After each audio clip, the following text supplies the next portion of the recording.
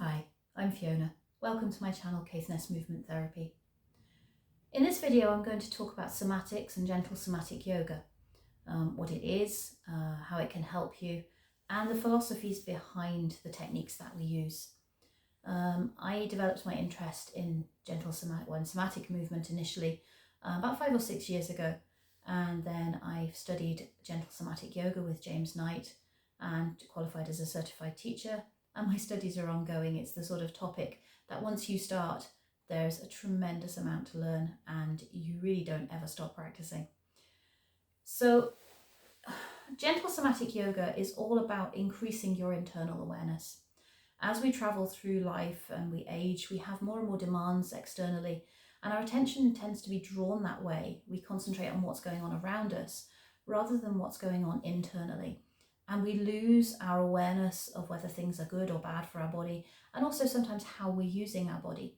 So things that we had to learn when we were little, like getting dressed, cleaning our teeth, and then as we get older, doing things like riding a bike, driving a car. When you first start these activities, you're highly aware of every little movement that you have to make to do the activity. Once that activity is known, it goes from the higher awareness in the brain to the deeper centers in the subcortex. And that means we do movements automatically. We don't have to think about them. If we did have to think about them, simple activities would take us all day. So it's a really useful thing. It's a positive thing. But unfortunately, when those movements become embedded in our subcortex and become habitual, we're not always doing the movement in the way that's best for our body. So what happens is, over time, when we have movements that we repeat or postures that we repeat, our muscles can get tighter and tighter and tighter because we use them in a certain way, and they never get fully released. That tension causes health problems long term, as the tightness compresses underlying structures such as joints or nerves or organs, and then that can become chronic health issues.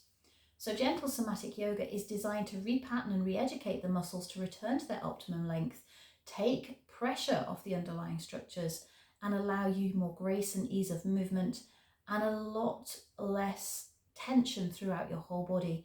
And this in turn contributes hugely to better well-being. We use a lot of body scanning in gentle somatic yoga, and body scans are something that I'm going to be putting up on the channel very shortly. And that is to do with understanding where your body is right now, and then understanding where your body is as you go along in your somatic practice. We use something called somatic movement flows, which are mindful movements, and we'll scan before and after these movements. Because if you don't know where you are before and after you do something, you don't get anything like the processing going on in the nervous system, understanding what's happened while you've been doing that movement. So these somatic movement flows that we use are gentle mindful movements, and instead of using stretches or postures as you would in traditional yoga, we use something called pandiculation. Pandiculation is a 3-part process. You mindfully contract a muscle or muscle group or groups, depending on how big the movement is. Then you have a controlled release of those muscles, and then you let those muscles completely relax. And that is something as a technique that you learn as you go along through with somatic practice and get better at. It's amazing how difficult relaxation can actually be. But the reason for having it in there is to train the brain that not to anticipate next movements. Okay, I've used this muscle group. I now want it to switch off and relax. I don't want it to stay shortened for the next movement, because otherwise over time, things will get shorter and shorter and shorter, and the underlying compression builds up even more, again leading to health problems. So the pandiculations are designed to relieve that compression and that tension. Alongside pandiculation, we use integrative movements, which again, slow mindful movements, trying to create smooth movement and tune up the nervous system effectively, being aware of where we might have something that we call sensory motor amnesia. And this is where we've developed a little bit of a disconnection between the brain and the muscle via the nervous system. And we don't have the sensation awareness or the control that we would like to have.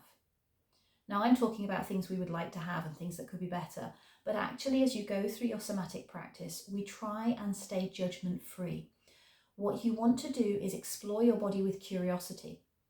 When you start to think something is good or bad, then you start to bring emotion into it, and that can actually bring in its own level of contraction and compression and responses in the body, or reactions really rather than responses.